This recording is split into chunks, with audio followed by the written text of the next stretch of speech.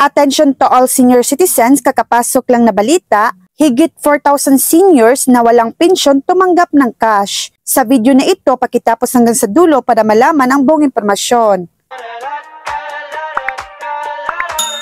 Sa Bayumbong, Nueva Vizcaya, Philippines, umabot sa 4,450 na mga senior citizens na walang tinatanggap na anumang uri ng pensyon ang nakatanggap ng cash assistance sa magkakahiwalay na bayan sa lalawigang ito, Kamakalawa. Ayon kay Congressman Attorney Tim Cayton, ang nasabing programa, katuwang ang Department of Social Welfare and Development or DSWD, ay ipinatupad sa 6 na bayan na kinabibilangan ng Diade, Villaverde, Santa Fe, Dupax del Sur, Dupax del Norte at Cayapa. Umabot sa 4,450 na mga benepisyaryo ang tumatanggap ng tig 2,000 pesos mula sa 6 na nabanggit na bayan. Habang kasalukuyan naman ang pagproseso sa mga benepisyaryo mula sa 9 pang bayan ng Nueva Vizcaya. Nanawagan si Cayton sa mga non-pensioners na magtungo lamang sa kanilang Municipal Social Welfare and Development or MSWDO para magpalista at masuri kung talagang hindi sila kasama